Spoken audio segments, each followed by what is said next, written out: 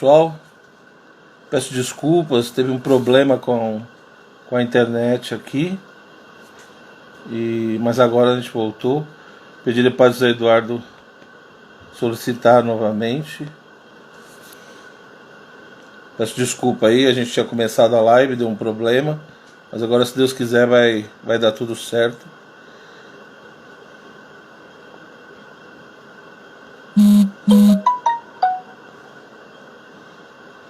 Nós entramos novamente.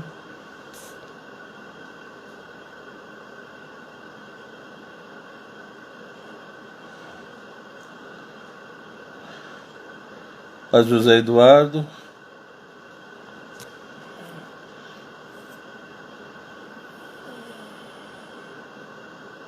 Newton de Uba entrou. Padre aqui.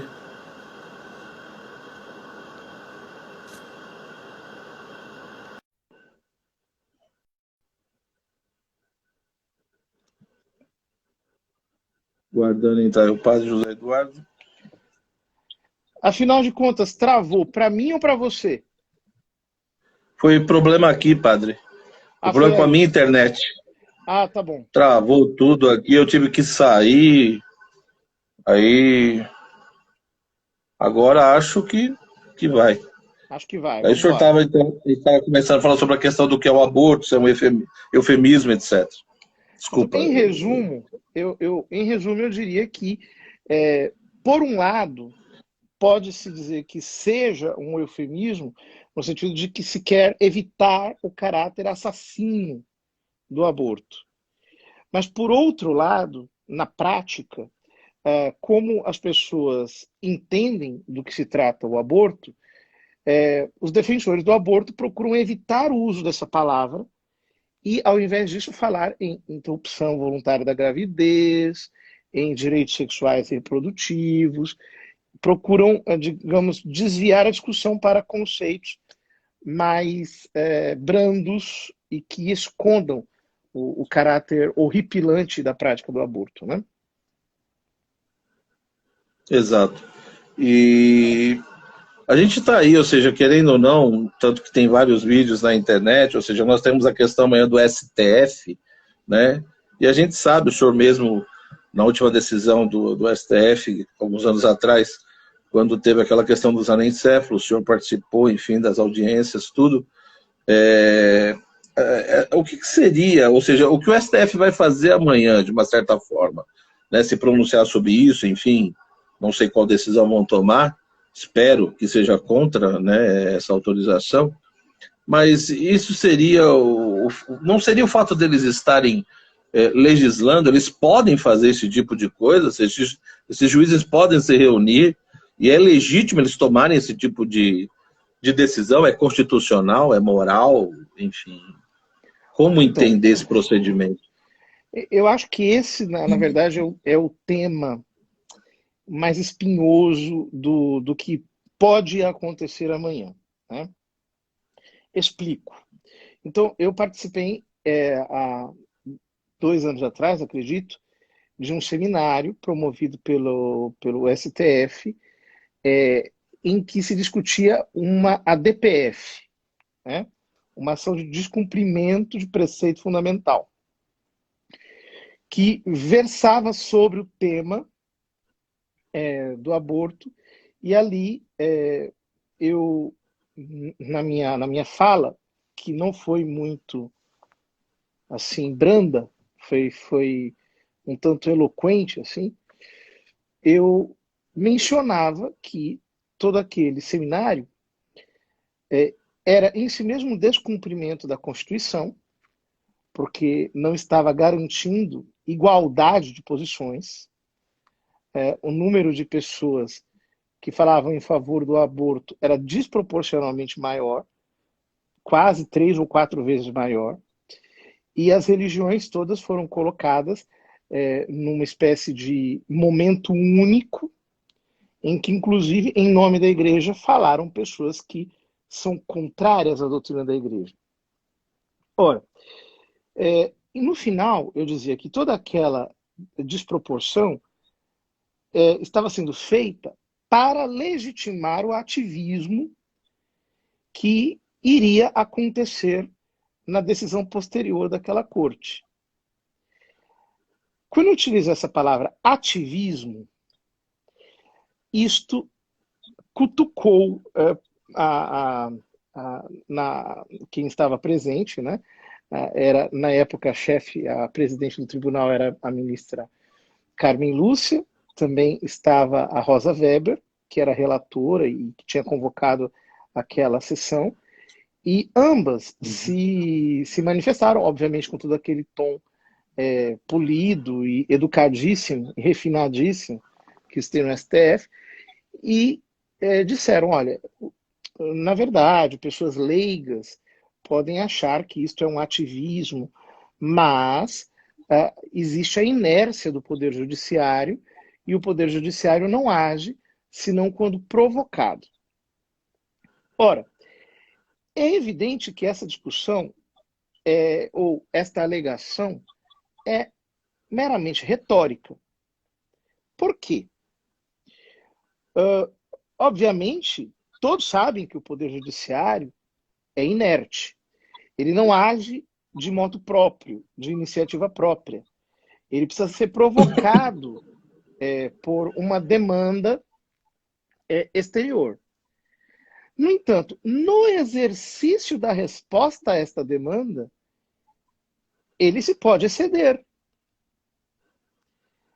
Ora, é nesse excesso do Poder Judiciário que está aquilo que se chama de ativismo judiciário. Ora, naquele mesmo dia em que aconteceu a nossa discussão no STF, o então senador Magno Malta foi na parte da tarde e ele tomou a palavra, e com toda aquela eloquência que ele tem, e até de um modo muito simpático, como de fato ele falou, né, para a ministra Rosa Weber que eles estavam usurpando o poder legislativo e que aquilo não era lícito diante da Constituição. Então a ministra imediatamente pediu que trouxessem a Constituição ali. Então ela pegou a Constituição e leu um trecho da Constituição que fala sobre as ADPFs. E ela disse, olha, senador, longe de nós querermos usurpar o poder legislativo, nós não queremos fazer isso.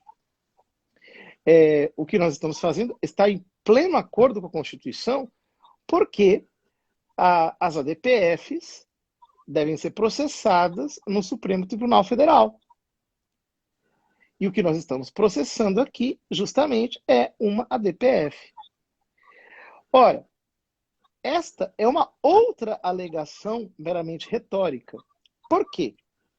Existe uma lei que rege as ADPFs. Eu não me lembro agora o número exato, mas não é difícil de se localizar na internet. E a lei que rege as ADPFs, no artigo 1, diz que as ADPFs só podem ser processadas quando existe controvérsia na interpretação da lei, do dispositivo que está sendo discutido, etc. Ora, é manifesto que não existe nenhum tipo de controvérsia constitucional quanto à ilicitude do aborto no Brasil, que é considerado um crime não imputável em apenas 2 casos. No caso de perigo de vida para a mãe e no caso de estupro, um estupro, né? Ora, os legisladores, na década de 40, quando criaram o Código Penal, eles conceberam esse excludente de punibilidade com uma certa lógica, porque eles diziam, a mulher que corre risco de perder o filho, corre risco de vida, e a mulher que foi estuprada, de certo modo, elas já estão penalizadas pela própria situação, então seria irracional penalizá-las novamente. Então, eles consideravam a mulher vítima de uma violência anterior e, portanto, sem desconsiderar o caráter criminal do aborto, eles excluíam a punição nesses exatos dois casos. Ora, perdoe-me por estar sendo assim tão minucioso na explicação e por estar... Não, mas eu acho importante, eu acho que esses detalhes que o senhor está entrando, eu acho extremamente importante, eu gostaria que o senhor entrasse mesmo. Ora, pode prosseguir. Então, veja, quando a ministra alegou que a ADPF se processa no Supremo Tribunal Federal, de acordo com o texto da Constituição, aquilo que o senador deveria ter respondido é que é verdade, as ADPFs são processadas, mas para que uma ADPF seja legítima, precisa haver controvérsia quanto à compreensão da lei ou do preceito fundamental que estaria sendo violado ali. Amanhã se julgará a partir de um outro dispositivo, que é uma ação direta de inconstitucionalidade. Então, se vai rechaçar a constitucionalidade da punição do aborto no caso de microcefalia, quando a mulher foi vítima do contágio do Zika vírus. Ora, a gravidez, neste caso, não oferece risco algum para a mãe. E tampouco ela foi vítima de nenhum tipo de violência. Portanto, o que se está a fazer, propriamente, não é interpretar o texto da norma, mas se está a criar uma nova norma. Ora, de onde vem esse tipo de artifício? Né? Este artifício é justamente aquilo que nós chamamos de ativismo. Ou seja, é quando o Poder Judiciário assume o protagonismo exacerbado ao interpretar a Constituição. No caso, nós estamos falando de uma Corte Constitucional, e, desse modo, ele altera a lei sem passar pelo Poder Legislativo, criando uma interpretação que é vinculante para todos os casos, né? Mudando a lei na sua natureza, né? Ora, o ativismo não é um mero protagonismo tomado por iniciativa dos juízes, né? E é isso que nós precisamos entender. É uma escola de interpretação do direito. É uma teoria de interpretação do direito. Como vocês sabem, existe o direito natural, cria-se, né, na existência do direito natural, e lamentavelmente, depois de toda a revolução filosófica que você conhece bem, operada pelos filósofos modernos, que destruíram a noção de natureza, então concebeu-se a ideia de natureza como uma espécie de alegação autoritária. Então, já que não existe a natureza, a lei vale pelo seu texto, por aquilo que ela determina. É o chamado positivismo jurídico. Não existe uma natureza que dê respaldo à lei. A lei vale pela sua própria força verbal, digamos assim.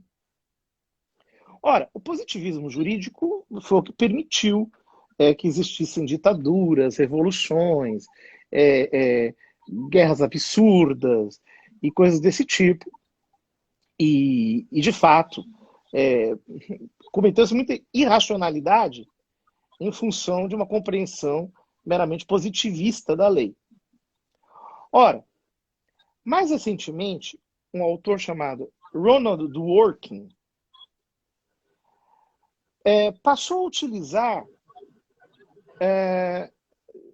os critérios desconstrucionistas para a interpretação das leis. Você sabe que o desconstrucionismo é uma teoria de tipo epistemológica, tipo cognitivo, que, no fundo, afirma que nada é de fato. Tudo pode ser diferentemente dependendo do modo como se o diga. Tudo, no fundo, é discurso, e como discurso pode ser contradito de um modo ou de outro. Isso foi desenvolvido pelo Jacques Derrida, o qual, por assim dizer, levou aquela revolução que excluiu a natureza para a própria estrutura verbal. Antigamente diziam, não existia a natureza, existe apenas o texto. Agora o texto também não existe. Né?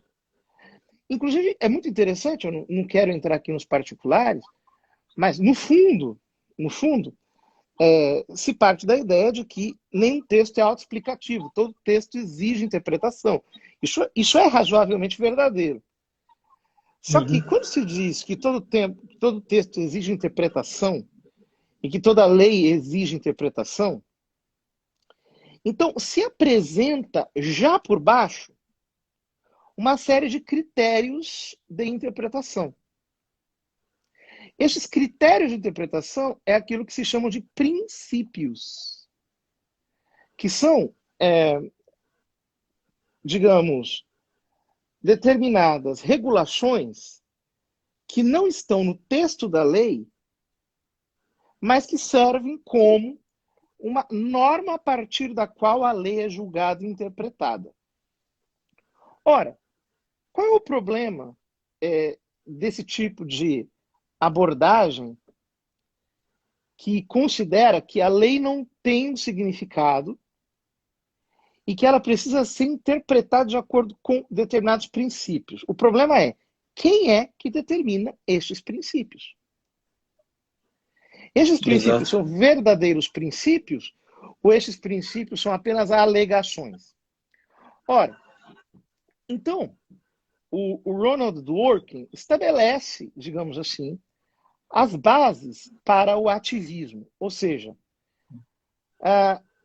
ao interpretar uma lei, um juiz tem que ter em vista aqueles princípios que são determinados, digamos assim,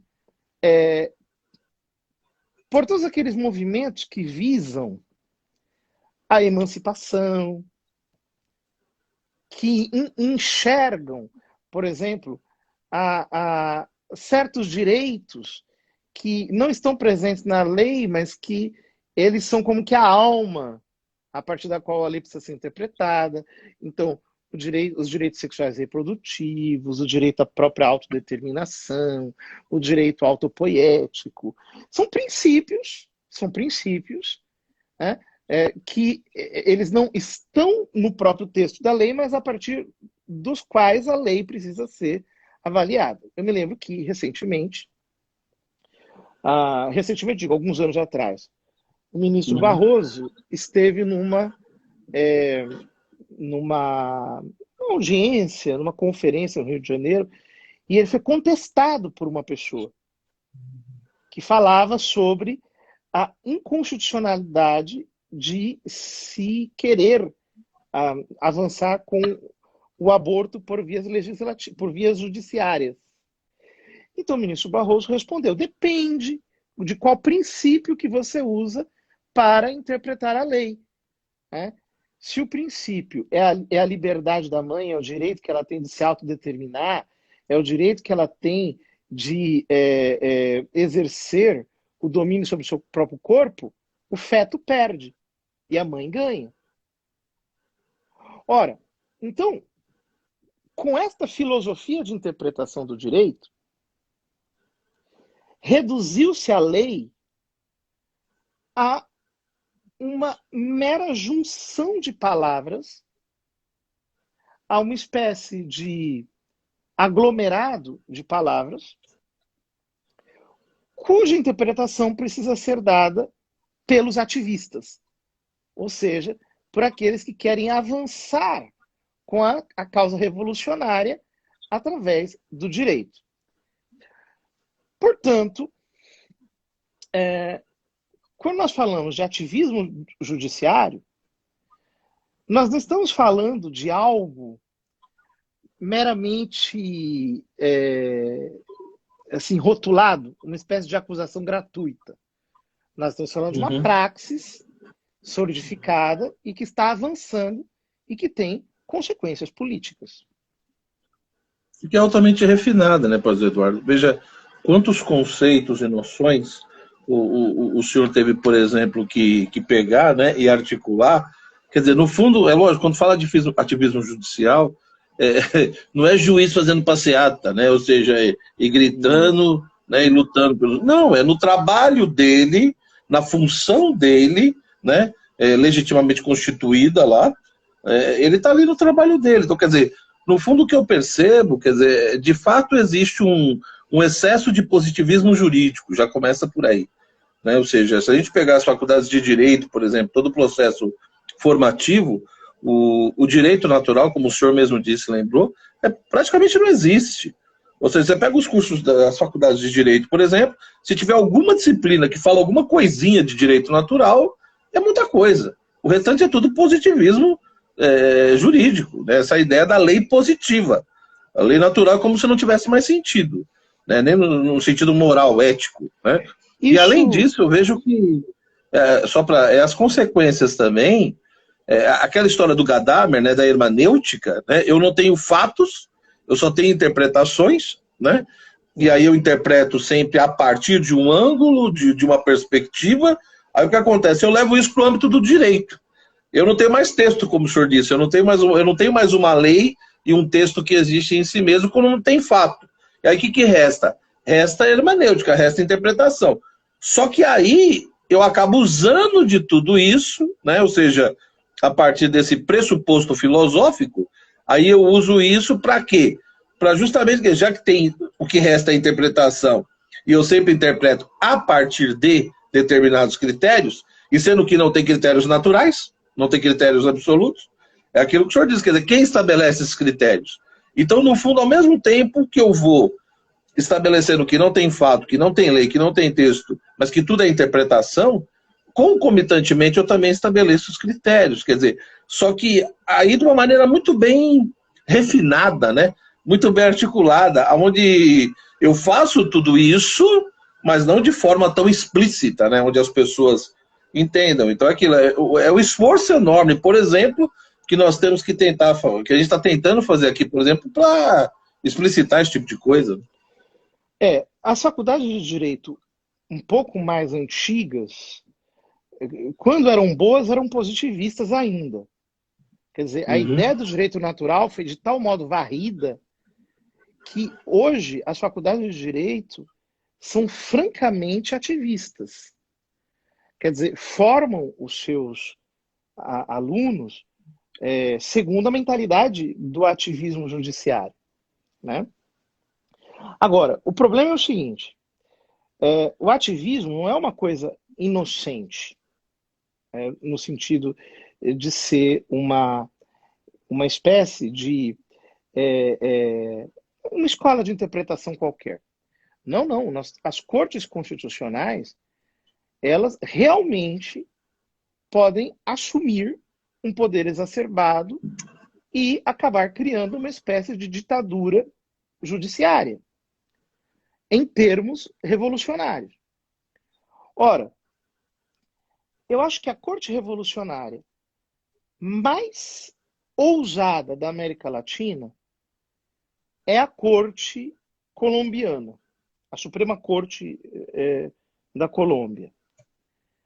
De fato, lá eles assumiram não apenas, digamos, funções do poder legislativo, eles não usurparam apenas funções do poder legislativo, mas também do executivo. E passaram verdadeiramente a a governar o país e a tomar medidas que eram próprias do Poder Executivo. Ou seja, em outras palavras, o que eu estou dizendo é o seguinte: se a Suprema Corte, se o STF, amanhã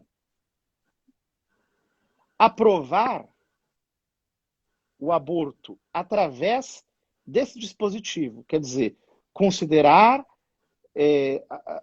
como excluído de punibilidade o aborto nesses casos não previstos pela lei, entendam uma coisa: o aborto no Brasil não é um tema qualquer. Nós não estamos falando de uma temática da qual o povo esteja alheio. Não, não. O aborto é um tema de profundíssima sensibilidade para o povo brasileiro. O povo brasileiro não tolera o aborto, o povo brasileiro não aceita o aborto, o povo brasileiro repugna o aborto.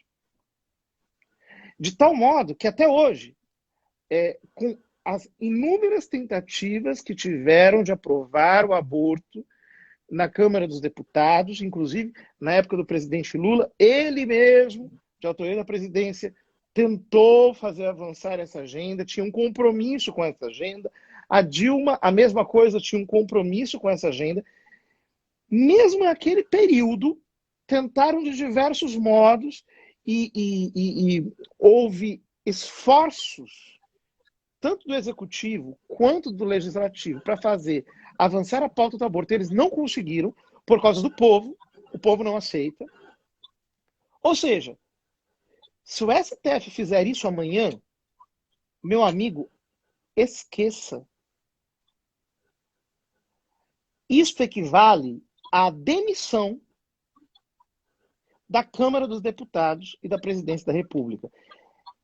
Eles pegaram a chave da Câmara dos Deputados, do Senado Federal e da Presidência da República e mandaram todo mundo para casa.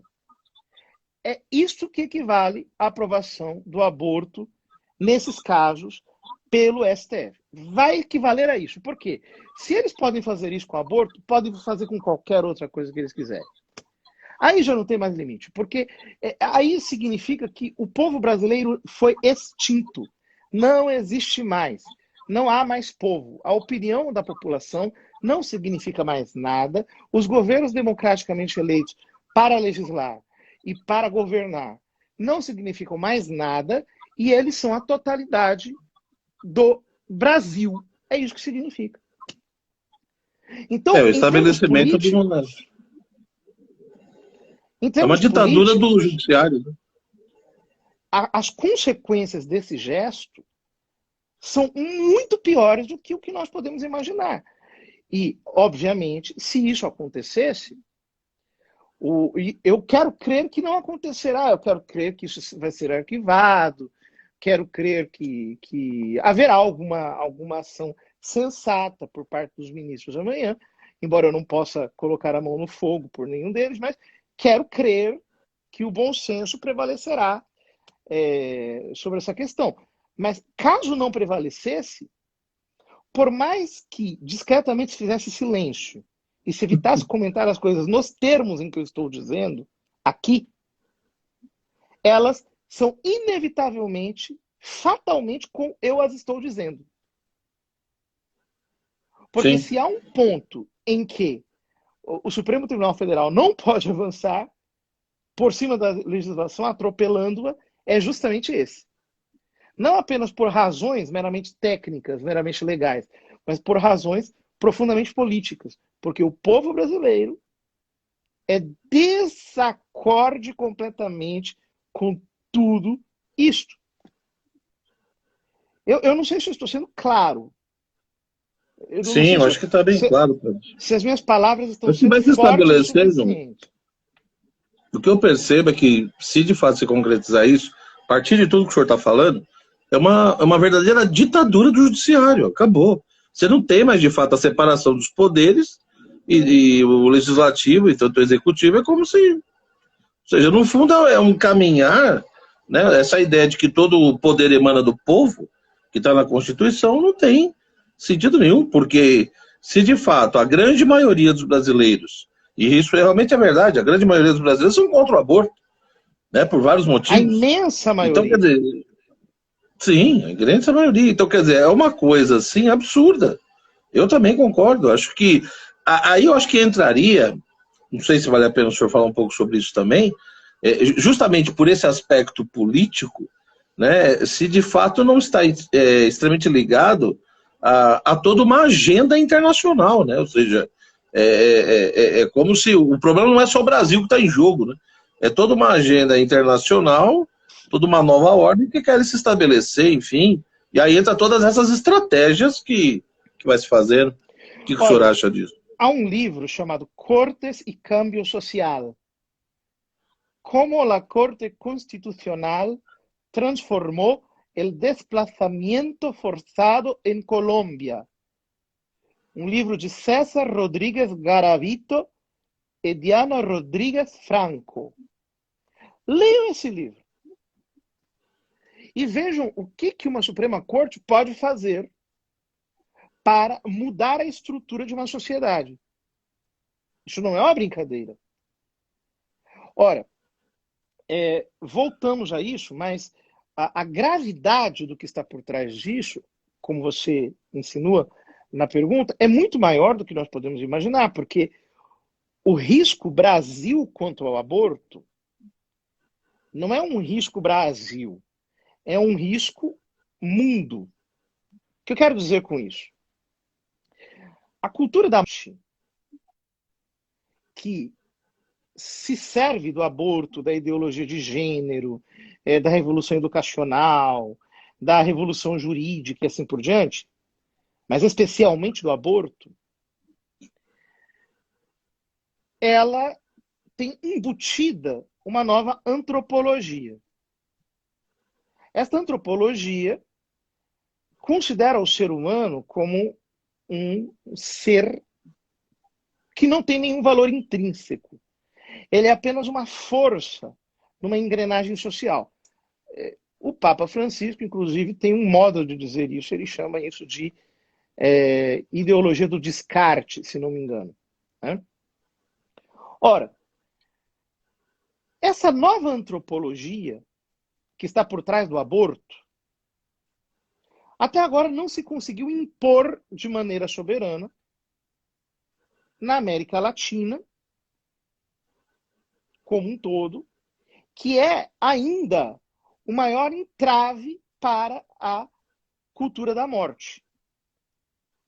Justamente por causa da influência da Igreja Católica, da influência estrutural da Igreja Católica. Note que os Estados Unidos já aprovaram o aborto em 73 para todo o território nacional. E até hoje não há quem faça com que eles regridam. Na Europa, como a modernização da igreja e da sociedade foi muito mais voraz do que aqui, por incrível que pareça, eles conseguiram diluir a sociedade europeia muito mais rapidamente, com algumas exceções. Ora, a América Latina, portanto, é a pedra no sapato da cultura da morte. É a pedra no sapato. Acontece que na América Latina, os 3 países que mais correm risco agora quanto ao aborto são o México, o presidente do México quer por todo lado avançar com o aborto no México, embora o sistema federativo mexicano seja um certo entrave para que ele faça isso em todo o território nacional. O outro perigo é a Argentina. O presidente recém-eleito tinha um compromisso de apresentar um projeto de lei para avançar com o aborto e foi atrapalhado pelo coronavírus, né? Porque ele sabia que se ele tentasse avançar com isso agora, ia ter aglomeração, ia ter manifestação, ia ter todo tipo de situação complexa, então ele teve que adiar E aí a gente já não sabe se ele terá capital político para fazer isso daqui a alguns meses, né? Tomara que não. E o Brasil é o terceiro grande risco. E é o maior de todos. Porque se o Brasil cair, sucumbir à cultura da morte, meu amigo, a cultura da morte vai avançar por toda a América Latina, e aí a trave que impede a cultura da morte, a trava que impede a cultura da morte de avançar, vai ser retirada e o mundo inteiro vai entrar debaixo de uma nova antropologia, e o que vem depois disso é imprevisível. Nós não temos como calcular as consequências disso. O que é que pode acontecer, como é que o mundo vai se comportar, porque essa nova antropologia será não apenas hegemônica, mas ela vai ser incutida de um modo cada vez mais profundo na cabeça das novas gerações através do sistema educacional, e a avalanche vai destruir completamente qualquer perspectiva de avanço. Nós estaremos alimentando um monstro cuja manifestação final nós não conseguimos sequer imaginar o que seja, a não ser em termos apocalípticos. Então, o risco... A coisa é feia. O risco realmente é grande. Nós não estamos brincando. E Sim. eu quero dizer, olha, diante desse perigo, né, que os demais poderes façam alguma coisa. Né? O presidente da Câmara, o Senado, o presidente da República, precisam fazer com que a nação e o Poder Judiciário entendam que não é lícito fazer isso. E nós temos uma possibilidade de reagir a esta situação, que pode não ser a mais forte de todas, mas pelo menos é legal e pode ser feita, que é o PL 4754, que nós estamos falando já há tanto tempo, e que tenta apresentar uma barreira para o ativismo judiciário. É claro que ele não é tudo, ele é apenas um elemento pequeno no combate, ou pelo menos na tentativa de bloqueio da exacerbação do Poder Judiciário sobre os demais poderes. Mas ele tem a sua importância. Essa PL, ela diz basicamente o quê, padre? Talvez algumas pessoas não conheçam. Então, um juiz, um ministro do Supremo Tribunal Federal, com qualquer outro personagem da República, pode ser empichado. Né? O presidente, nós já tivemos 2 presidentes recentemente que sofreram impeachment. O presidente da Câmara pode ser removido, do Senado também pode perder o mandato, como aconteceu recentemente com o Eduardo Cunha. E o ministro do Supremo Tribunal Federal também pode ser, digamos, objeto de um processo de impeachment. Agora, um processo de impeachment, ele se dá por crime de responsabilidade. Ou seja, quando um dos chefes dos poderes não cumpre adequadamente as suas funções constitucionais e atenta contra elas. Então, se pode acionar, digamos assim, a Constituição e impedir esse soberano, esse chefe de poder, né, de continuar no exercício do seu cargo. Ora, poder-se-ia fazer o mesmo com um ministro do Supremo Tribunal Federal, com as mesmas formalidades. O processo tem que ser admitido na Câmara, e ele tem que ser processado no Senado Federal. Né? sob, digamos assim, a coordenação de um dos ministros que garantem apenas a validade jurídica daquilo, porque o processo de impeachment é um julgamento político, não é um julgamento, digamos assim, jurídico. Né? Ninguém vai para a cadeia, os processos jurídicos que se façam são de outra natureza. Ora, o que acontece com o PL 4754? Ele inclui como crime de responsabilidade a tentativa de usurpação do poder legislativo. Então, ele cria o espaço para que um juiz do Supremo Tribunal Federal, um ministro do Supremo Tribunal Federal, possa ser formalmente acusado de avançar sobre o poder legislativo e de usurpar as suas funções. Ora, é claro que esse é apenas um passo, porque não basta ter a lei. Só haver a lei não significará muita coisa. Né? Se, por exemplo, aqueles que devem admitir o processo estiverem de tal modo, digamos assim, vitimados debaixo do poder judiciário, não poderão, digamos assim, ter a liberdade de proceder desse modo. Né? Então, não basta apenas haver, digamos assim, a lei. Depois de haver a lei, é preciso haver toda uma série de ações efetivas que se façam para, inclusive, fazer valer a lei. Mas ela é o primeiro passo, sem dúvida nenhuma. Então, me parece absolutamente necessário que nós entendamos a urgência e a necessidade de corrigirmos esse desvio, né? Porque nós todos corremos o risco de, em algum momento, termos aí uma exacerbação.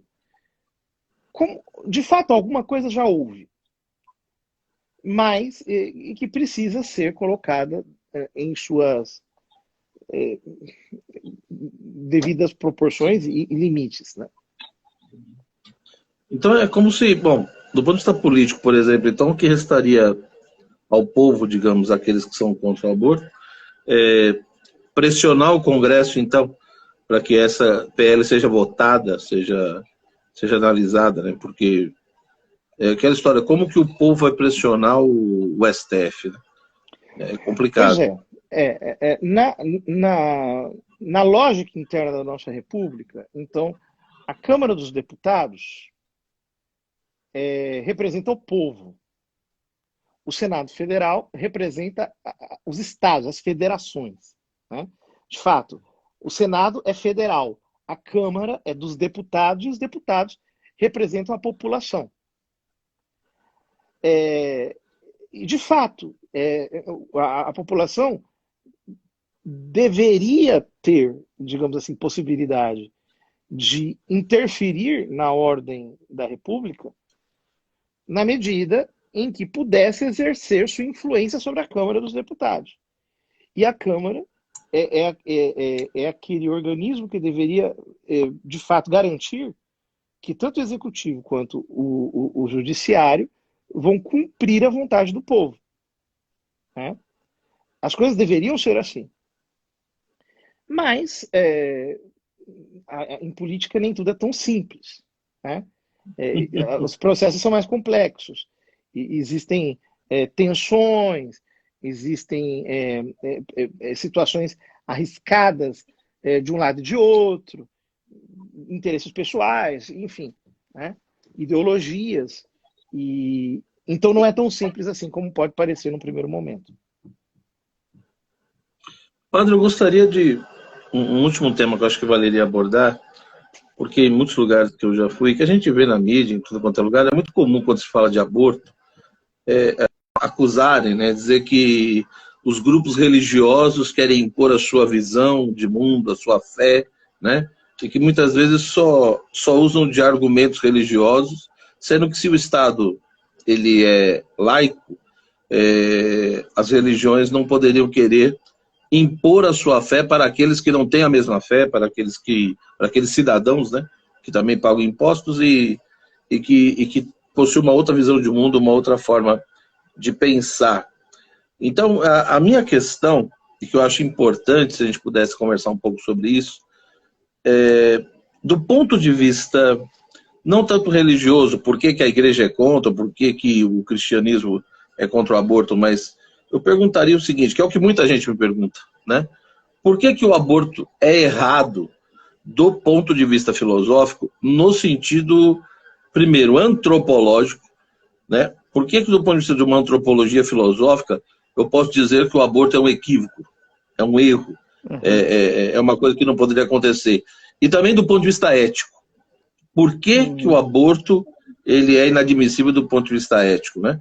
Então, o que o senhor diria sobre isso? Que argumentos a gente poderia apresentar?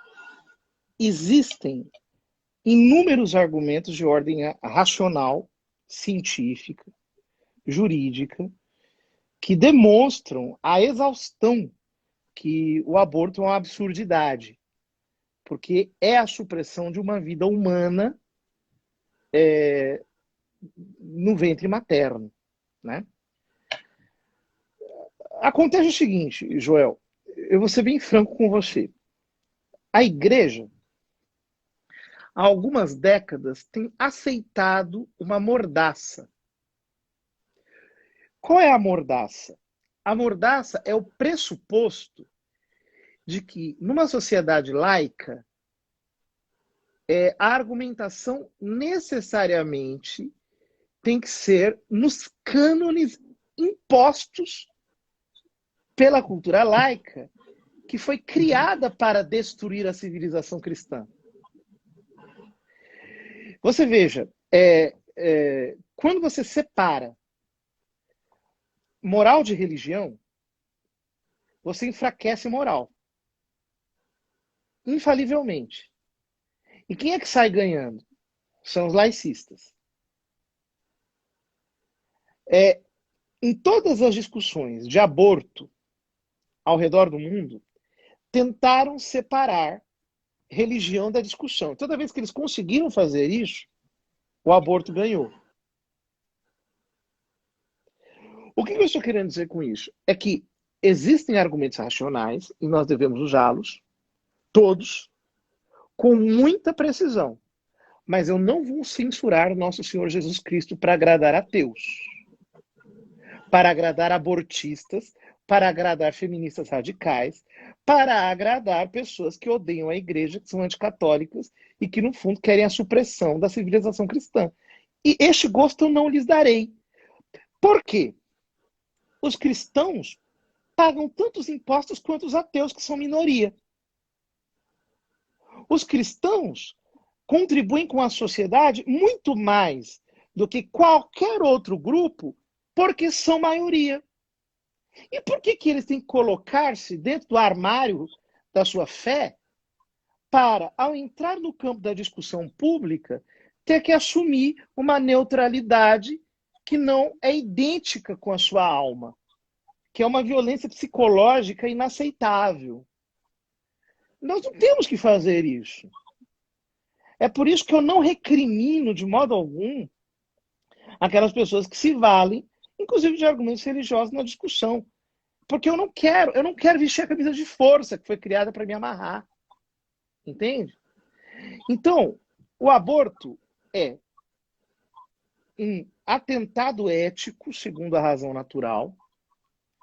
Ele é um pecado grave e abominável, segundo a revelação divina. Não obstante o que digam teólogos liberais que forçam os textos da Bíblia para dizer aquilo que a Bíblia não quer dizer, que são um bando de safados, desconstrucionistas, cujo Deus é Derrida e Foucault, aos quais eles servem e em função dos quais interpretam os textos sagrados e a história da moral e do dogma. E, do ponto de vista jurídico, é um crime, e do ponto de vista político é inaceitável. E por mais que nos queiram, de algum modo, silenciar, democraticamente, o povo brasileiro não quer saber de aborto. Por razões religiosas, éticas, morais, espirituais, jurídicas, está tudo misturado. Isso não está separado dos nossos corações. Por todas as razões que nós possamos alegar, democraticamente nós somos contra o aborto. E os poderes representativos deste país têm que aprender a escutar o povo. Numa democracia, esta é a lei. É a vontade da nação. E a isso eles têm que se dobrar. Não, eu acho interessante isso que o senhor está colocando. Eu fiz a questão justamente por isso, porque eu acho que essa é uma estratégia, uma tentação que muitos cristãos caíram, né? Porque uma coisa é eu fazer uso tanto da razão quanto da minha fé, né? Fazer uso das duas coisas. Outra coisa é o que o senhor disse, é deixar de lado a minha fé, é deixar de lado o aspecto religioso, né? E cair num tipo de fragmentação e exclusão aonde? Não, agora eu só vou usar a minha razão. Eu só vou usar argumentos racionais. Então, quer dizer, é um desafio que foi feito, toda uma provocação e uma estratégia, e que, infelizmente, muitos cristãos caíram. Por isso que eu fiz questão de fazer essa pergunta, porque eu também entendo, como o senhor, que tá bom, vamos usar argumentos racionais, mas não só isso. Não só isso. Eu não posso abrir mão da minha identidade. Eu não posso abrir mão do que eu sou. Quer dizer, por que que eu tenho que... tudo bem, o Estado é laico, mas o povo não é laico. O povo, na sua maioria, é cristão no Brasil. E mesmo o Estado laico não é um Estado ateu. Então, se é um Estado laico, ele pode não ser um Estado confessional, ele não admite uma religião em particular, mas ele admite a existência de Deus, mesmo que ele não explicite o que é esse Deus e sua natureza. Então, por que que eu tenho que abrir mão, no processo de discussão e de debate, por que que eu tenho que abrir mão da experiência religiosa, seja pessoal ou do povo, das comunidades que se manifestam na sociedade? Então, de fato, isso é uma mutilação. Eu também acho um absurdo.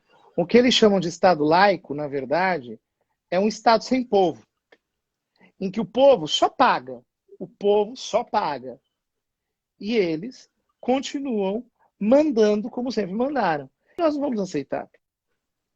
Agora, digo mais. Nós temos que parar com essa ideia de que nós estamos numa espécie de faculdade de filosofia em que estamos todos discutindo ideias teóricas com lisura e que isso não terá consequências para a vida de ninguém. Nós estamos num campo em que, de fato, existe uma disputa pela hegemonia. E se nós entramos nesse campo com as mãos atadas, com os braços amarrados, com os pés costurados, é óbvio que nós já perdemos de antemão. Então, se essas são as regras do jogo, eu não as aceito. Eu questiono as regras. Por quê? Isso aí não se chama Estado laico, coisa nenhuma. Isso aí se chama simplesmente Estado sem povo. Sim, sim. Que já é com toda uma tendência totalitarista, né, Padre? Isso já é um espírito de totalitarismo. Mas, enfim, eu gostaria então que o senhor fizesse, devido ao nosso tempo aqui, o senhor fizesse as considerações finais, o que o senhor gostaria de dizer aí. O que eu acho é o seguinte, independente do resultado, nós já sabemos o que nós temos que fazer, né? Ou seja, espero que o bom senso prevaleça amanhã. Agora, se o bom senso não prevalecer, pior para eles. Porque isso vai mostrar de uma maneira mais nítida a exacerbação que já está sendo acusada há muito tempo. E aí, aquilo que antes ou até agora talvez não tenha sido tão claro para todas as pessoas, vai começar a ficar nítido, claro, distinto, e todo mundo vai saber quem é quem. De fato. Eu também penso igual, padre. Acho que, de fato, amanhã vai ser um dia bem complicadinho, né? Que a gente possa rezar bastante, é lógico, e todos esses elementos que nós refletimos aqui. Enfim, eu agradeço muito a colaboração do senhor, a participação mais uma vez. Muito obrigado, né? Para mim foi bem gratificante. Agradeço a participação de todos, né? Várias pessoas nos acompanharam aqui. Padre José Eduardo está aí no Instagram, no Facebook, enfim, com certeza muitos já acompanham. Quem não acompanha, passa a acompanhar o padre, né? Tem o canal dele no YouTube lá, então que possa, enfim, segui-lo. Quem quiser também me seguir no Instagram, no Facebook, só procurar por João Gracioso. Mas, enfim, espero que a live tenha ajudado vocês a refletirem um pouco. E eu fiz questão de realmente fugir um pouco com o padre aqui, de simplesmente ficar discutindo apenas o que é o aborto, por que é errado, por que é certo, né? Se o feto é vida humana, não é vida humana. Então, de fato, eu evitei ficar apenas nessas discussões mais técnicas ou filosóficas, etc., mas realmente refletir esses vários aspectos que nós abordamos aqui, né? Mas, padre, enfim, muito obrigado pela sua participação, obrigado mesmo, e obrigado pela participação de vocês aí, tá bom? Não sei se o senhor quer dizer mais alguma coisa. É nóis, Brasil, vamos para cima e, se Deus quiser, vai dar tudo certo. Um abraço, boa noite, Deus abençoe a todos. Boa noite, padre, boa noite, pessoal, tchau, tchau, vou encerrar por aqui.